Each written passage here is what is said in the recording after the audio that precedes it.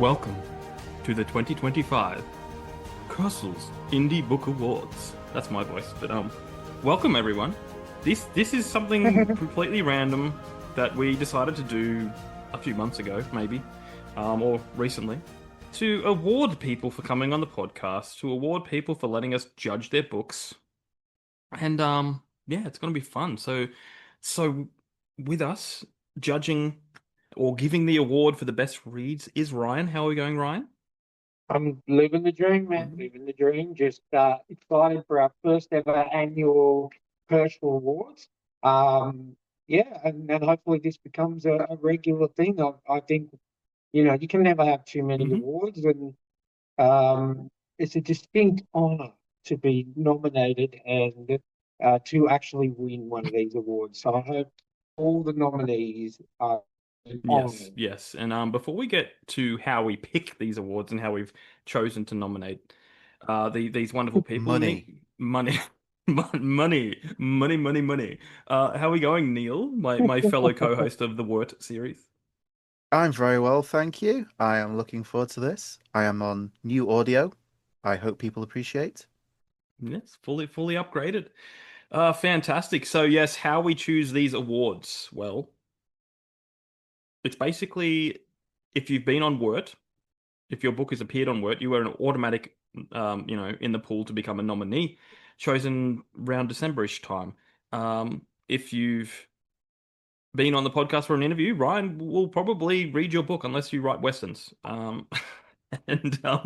he will pick his Yeah. best read of the year. So that's kind of how it works. It's not like you vote or you nominate.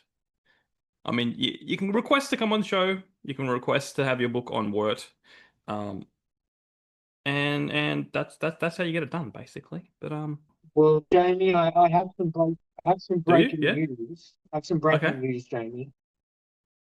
I do. I have been trying, like with my Oh, okay. arachnophobia, I've been trying to open my eyes and respect the format. So whilst I've been up here in beautiful Newcastle, I have been reading a lot. And I am doing a read through of an era of DC Comics where I really, really enjoyed and I never got to finish, called The New 52, which is basically set after Flashpoint. So Flash, for lack of a better sake of the word, fucks the universe up for a very selfish reason. And then we get this whole relaunch of The New 52, which is all the heroes. And I'm reading it in order. And there was always one section that I skipped over because it was a Hmm. Western. And I'm like, I'm trying to be better. So I am actually reading a comic series called All Star Western with Jonah Oh, wow. Hex. It is set in the 1890s in Gotham City, which is the Wild West back then. And I think, up to issue Wow. 6. And I'm not completely not liking it. It's not, I'm not saying, oh my God, I can't read Yeah. this anymore. I'm actually getting through it, and the story is pretty good. So, breaking news, I'm trying to Okay. branch out and I'm trying to not penalize Yeah. people. I'm starting slow with like 28 Comics. page Yeah. comics. You know what I mean? But I'm not ready for a full book commitment or a Red Dead Redemption commitment. But I'm getting there. So I just Good. thought I would share that with And our listeners. So you can write a Western, and I yeah, may it's read just it. harder. Yeah, and I've been told that It my is. latest book, I Destin, is reads like a Western. So you know, Yep, No, I would agree. I get it. I get it, though. I get it. I get where the Western yeah. elements are. But it's not full Western. They said it But yeah. reads like a Western. But we're not here to plug my Mhm. wares. We're here to plug everyone else's wares. But the Yes. name, the Kearsells. Do you know where it came from, Neil? Do you have any ideas where it came from? I'm going to guess it's come from a few names that have been pushed together Mm-hmm. and trimmed up. Yeah. Yeah. That's about as far as I can figure out, though. Yeah. Well, you've probably figured out 50% of it because 50% of it's your last name. It is one of our sponsors, Martin Kearns. And one of our sponsors, Rebecca Castles. And Kearsells sounded better than Concerns, you know. So Mm, arguably. good choice. Yes. Um, but why don't we get the ball rolling? We've got some great nominations. First, we're gonna do the best covers, the best covers from our Wort series. So we're just gonna take a brief look at these as I bring them up. Okay, This so would be first, tough. We've had some great covers yeah, over it was it the was recent it was episodes, especially. So these are all books that you guys covered that you could about yes. on So these are work. books that we judged harshly on Wort. Um, Land of the Ill-Imagined, Yeah. Alexander Robb. This was amazing. Um, because the premise of this book is it's like a place where all half what do you call it? Like imagination where ideas go to die or ideas are just like in half existence. So you got this figure on There's the front. unrealized ideas, wasn't it? Yeah, yeah.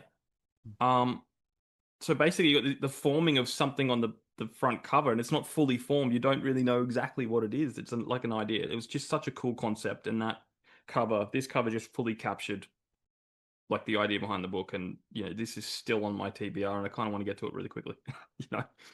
I thought I was going to get away with not buying any books today, Jamie. Well, you can save it if you want because I want to get all these people that have been nominated to come on the podcast at some point. Um, No, I'll you, buy it now. okay, you'll buy it now. Because I'll All forget. right. Stop twisting his arm so hard. Oh my goodness. Now this episode is coming out after Christmas, so I can tell you this next one because I bought this for for my niece for Christmas. I have already Yeah, got this book, so A I'm Song okay of with that. Bones by Isaac Anderson. It is a fun book, and this cover. Do you remember this cover, Neil? I do remember this one. This was fun. The mice trapped in a prison where rats are the wardens. It's very cool. And actually, I can say because I've opened up the book and had a sticky peek, there's lots of cool drawings inside it as well. Oh, nice. Very talented. He's a really good artist, Isaac Anderson. He always puts quality stuff up Yeah. on X. Um, videos of how he does it, and then different different drawings and stuff like that. So yeah, he's very good at Yeah. that.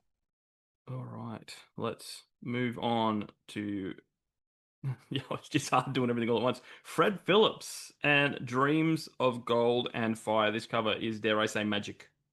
Um, it was easily one of my top picks for nomination. Because that just screams magic. Um, That screams adventure.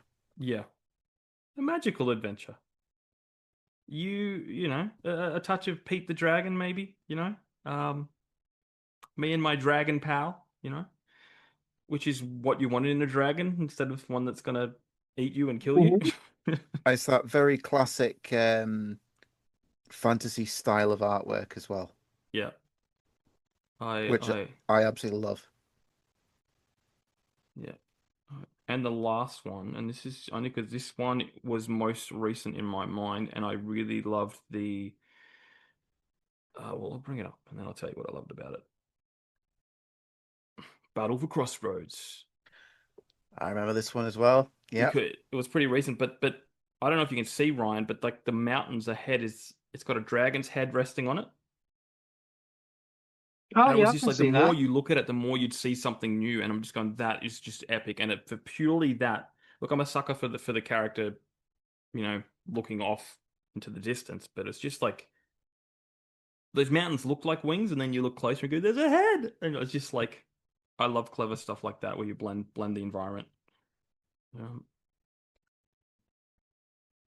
It's so it's very cleverly done because, like you say, you look at it and you see mountains, yeah, and at first glance, everything looks kind of soft, yeah, and there's not a great deal of fine detail.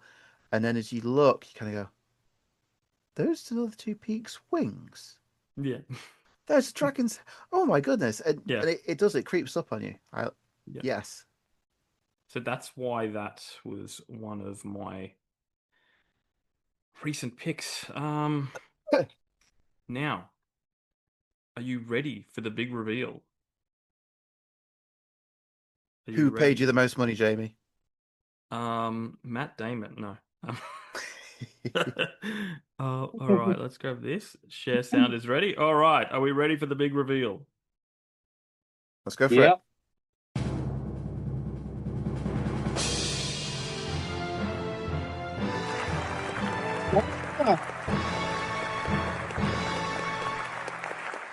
Congratulations, Alexander Robb. We will get you on the podcast next year to give your award speech and just to hang out because you, my friend, are now an honorary sponsor of Stories, the True and the Fictional for a year. If you bring out a banger of, you never know, Ryan might start reading this book next year and then you'll become his best read. Like what? This is how these things work, people. So congratulations, Rob. Well done. We'll be in touch.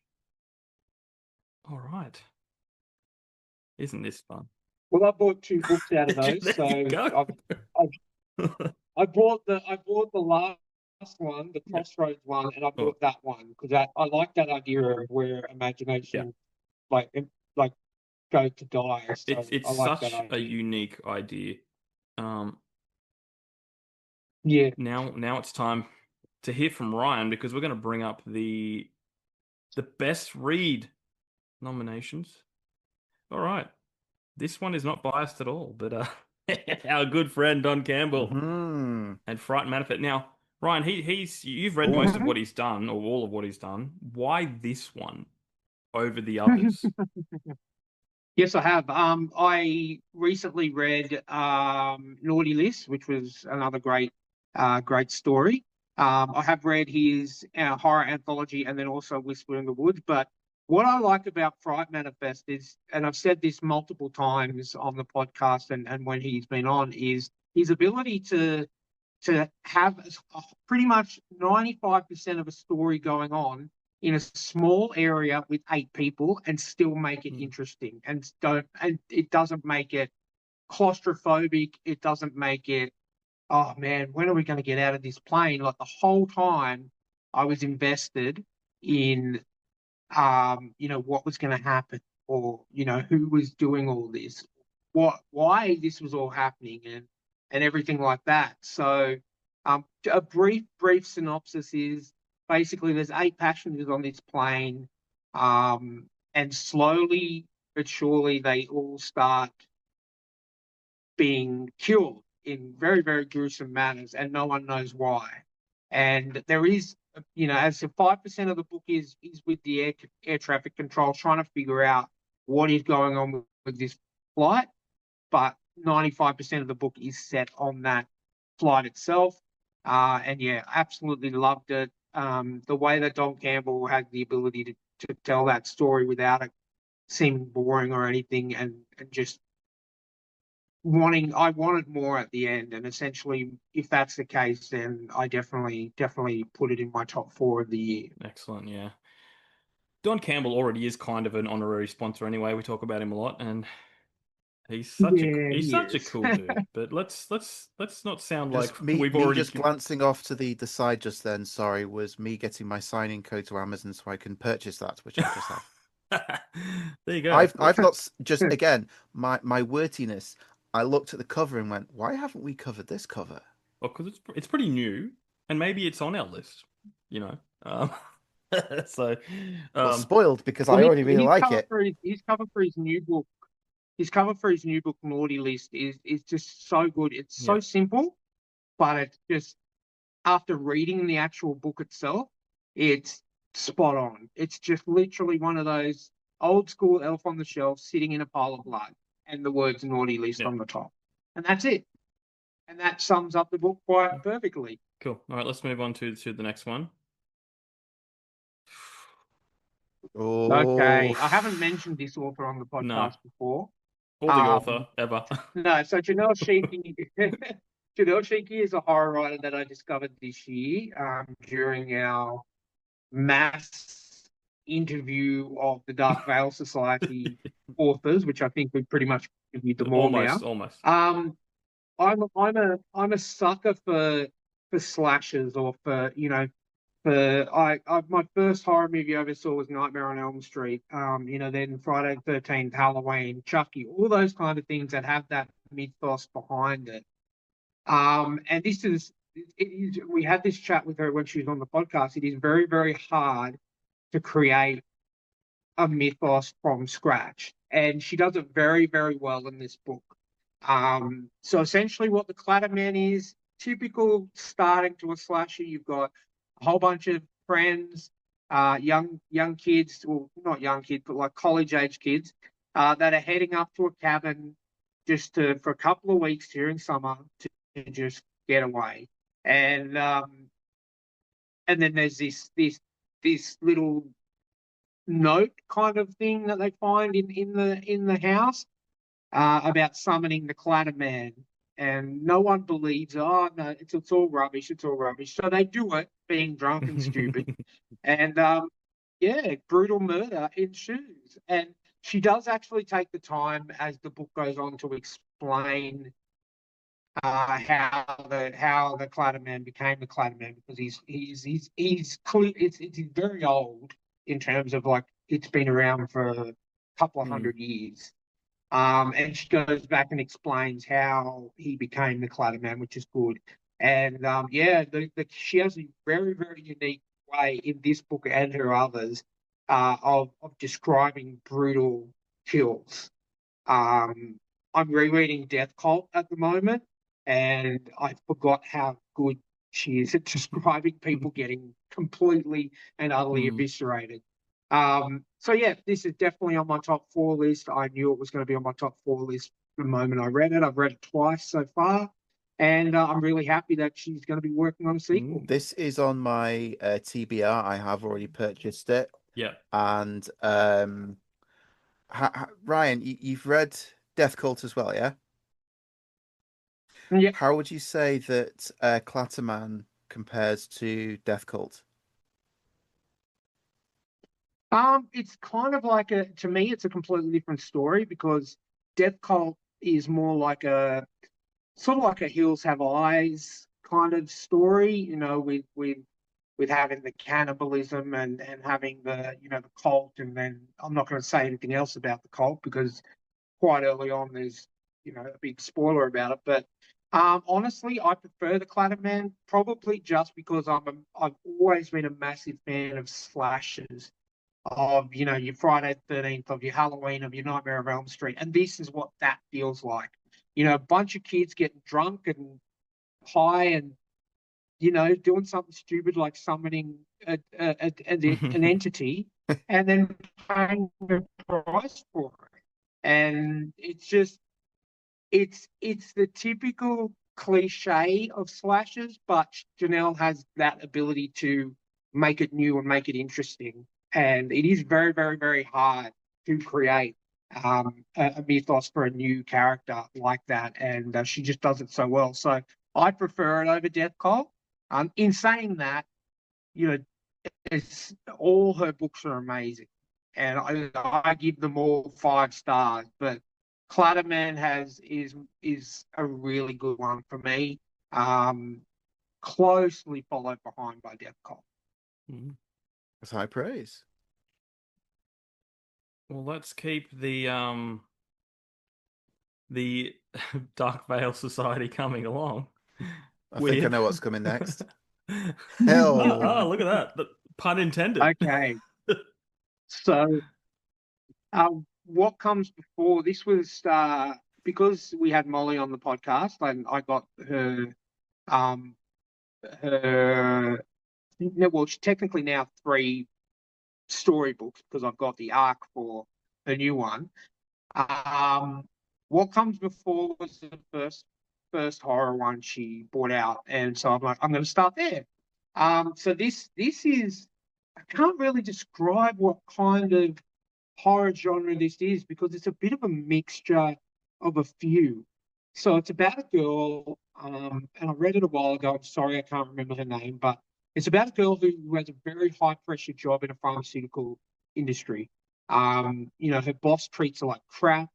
Her mother has just gotten over a cancer scare, and she just needs some time away. So she booked a cabin in the woods for a long weekend. And the story picks up with her walking through the forest, trying to find this cabin. And then she meets this guy. So essentially, there's really only two characters in this book. She comes across this guy who said he's a local. He knows the woods better than anyone else, and so they decide to work together and they find the cabin. But things happen. Um, different things happen as they go through. I'm not going to spoil anything because it really surprised me with all these different things that happen to them, and it's not really caused by one person. It's more the forest is an entity as itself, but it's causing all these things to happen to them. And clearly, the girl in this story gets very, very scared and anxious, and she works well with the guy that comes into it, and then they go into a bit of the backstories from both of them over the period of the novel. But the twist at the end, I didn't see coming, and I'm really good at seeing twists, especially in horror stuff. And I didn't see it coming. Not once did I think what was happening actually was what was happening. So that again raises a very high on my bar. Since then I've read Molly's next book, Dark Bloom, which is kind of a post-apocalyptic story. And I've just received the ARC yesterday for the sequel to that, so I'm looking forward to reading that as well. But what comes before was very, very, very good. I guess you'd kind of classify it as psychological, supernatural horror, kind of. But as I said, very hard to put it into one bucket, which makes it even better. Excellent. All right, the last nomination. Last nomination. Awesome, dude. And I'd like to say I'm not being paid by the Dark Veil Society at all. I mean that. They just have a whole bunch of writers in there that are amazing. And I think if it was top 6 or 7, there'd be another two Dark Veil Society authors in there because they just know how to write. It's really good. And it's hard to write horror. But Blake Myers who put Bella in the Witch Elm. Now we interviewed him, I think, earlier this year. And I bought the book straight away, but because of the amount of great stuff we've been having, I only started reading it about a month and a half ago. And it's a bit of a long one. I think for me it was 384 pages, which is fine by me. I don't mind the length of the novel as long as it's good. What was different about this one? It combined two of my favorite things. So I'm a massive Law and Order fan. And CSI fan. So I love those shows. So the main character is a female CSI who's working in this town in England that has this famous sort of unsolved case, and the case is actually true. It actually really happened about a witch elm in the forest that police discovered that actually had a body in there, and no one was able to ever identify her. And to this day, she still hasn't been identified. So they named her Bella. So there is actually a real town where this happened and a real Bella who was found in the witch elm. So I like that kind of thing as well. But it's focused on a female CSI who's gone through some stuff. And she is brought into the first chapter is she's brought in to do the crime scene analysis of this town's previous CSI, who unfortunately killed himself and his wife. Now that's all I'm going to say because there's a lot more into it than that. But he combines.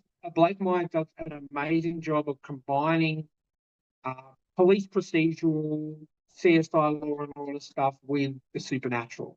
And this book, I set myself a goal. I want to read at least 6 chapters a night. These chapters were longer, but I found some nights I just found myself just not being able to put it down. I think it took me about a week to read, and when it was over, I was hands down. This is one of the favorite books that I've read this year. So it is very, very good. It surprised me how good it was, only because of the police procedural side of things. Sometimes when you do that with horror, it doesn't work, but this does. So I definitely recommend Who Put Bella in the Witch Elm by Blake Myers. Awesome. Well, now you know what time it is. All right, ladies and gentlemen, boys and girls.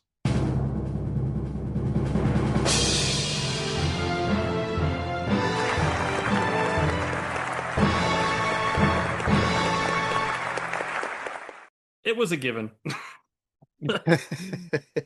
Yeah. Look, I thought it was when I read the Clatter Man the first time. I thought this is my book of the year, 100%. And we hadn't even talked about awards then. I'm like, this is the best book I'm going to read all year. But I will say that Who Put Bella in the Witch Elm was a very, Yeah. very, very close second. Once I finished that book, I wasn't so sure. I was there were days where I'd be, yep, no, the Clatter Man is it. And there'd be days where I'd like, no, Who Put Bella in the Witch Elm is Yeah. definitely the best book I've read. So all four of these books are amazing 5-star books, 100%. I love them and I will reread them. But the the fact that the Clatter Man is one of my favorite genres of horror. It's very hard to create the mythos of a new character, and Janelle Schiecke does it so well. And the fact that it's getting me to read her next book, which is about spiders, and I'm a massive arachnophobe, that has to be a given for my book of the year, because this was the first book of hers that I read. I immediately read her other two after finishing The Clatter Man, and I'm on my second read through of Death Cult as well. So, yeah, has to be. There you go. Well, congratulations, Janelle. We will be in touch. You'll be one of our first guests on the podcast next year. And we look forward to more from you. There you go. Ladies and gentlemen, congratulations to our two winners. Please continue to produce more quality content. Stuff for Ryan to read, stuff for me and Neil to judge on the Wort series. We've got a great year ahead. Lots of stuff planned. There'll be a lot more nominations to pull from, or authors to pull from, because we started this award things like, I think, how long have we been doing Wort, Neil? Like half a year? Oh, it's not long at all, is it? No. So we're gonna have a lot, because me and Neil will get together once a fortnight or once every 3 weeks with a stack of them, record them all together. So there's going to be a lot more next year. You can spot the sessions from where you'll see my backdrop and my shirt are the same for several episodes.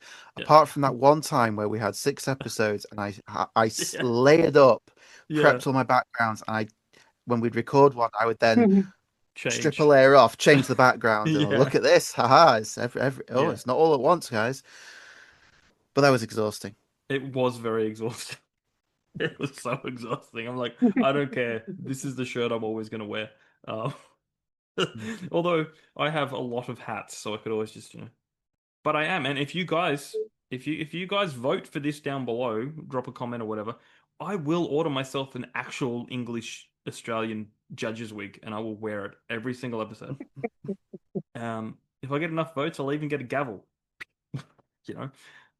Because that's a lot of fun. I will not be taking random hammers from my toolbox again, just down the side here and hitting my desk. Yeah, because your table will just crumble. It's a sturdily constructed desk using my hammers. But I'm not going to risk it. No, also, the Dark Veil Society does not sponsor Ryan in any way. However, to secure further nominations next year, I'm fine with that. But I mean, I'm all over. Anytime any of the Dark Veil Society people ask for art, so I'm straight on that. And I'm glad I'm on X now, because that's pretty much where they all do it. So, I mean, I've read Eamon Bradley's Puzzle People, which was another great book. And I'm moving on to Molly Macabre's sequel to Dark Bloom. So I'm very, very excited to read those. Well, just a heads up for next year, Ryan. Because we've been approached by another. They're not Dark Veil Society, but they're like Dark Veil Society in the sense that they're like collection of other authors called. I think they're called I'm gonna get it wrong. Ranketer Press or something. I'll look it right up. It's one of those because I've been getting a few emails, so I'm taking note of these. Just people. while Jamie's checking, I can confirm for Ryan. Yes, I interact with members of the Dark Veil Society quite a bit on X, and they are all absolutely wonderful people. Yeah. They are, 100%. They all. Anytime I post a a review or this is what I'm reading at the moment, every single one of them comments. No, not just a like. They always comment and say, "Hope you're enjoying it. Great, thank you so much for the support." All of that every single time, and they're such great people, and they really know how to write. So I'm very very happy with that. Yeah, so it's called Ranketer Press, like Raconteur. But like they've got like so the Fred Phillips book cover. He writes with them. Yeah. And they've got very cool covers. I think they do a lot of serialized stuff too, like episodic. But yes, we'll have some of them on next year, so they might become your new favorites, Ryan. But you never know. Awesome. But awesome. I'm never complaining. I may joke that I have to buy another book, but I never complain. Like I much rather have a TBR of 50 books than a TBR of none. So I do not mind at all. That's awesome. Well, thank you, everyone. Thank you to all our nominees. Congratulations to our wonderful winners. You are now honorary sponsors of the podcast, and we look forward to getting you on early next year. So if you want to reach out, thetrueandthefictional@gmail.com. You can send your word submissions there. We will judge your book covers. You can reach out and ask to come on the podcast. We always want to get people on. We've got a long list, and I'm going to get to it next year. I'm going to start getting through it, even if we have to do a few episodes a week to catch up. Looking forward to that. Remember to check out our sponsors: Rebecca Kearsells, Martin Kurds, Janelle Schiecke, and Alexander Robb. We'll see you on the socials. Keep supporting those indie authors, and we'll catch you next year. See you next time. Happy New Year.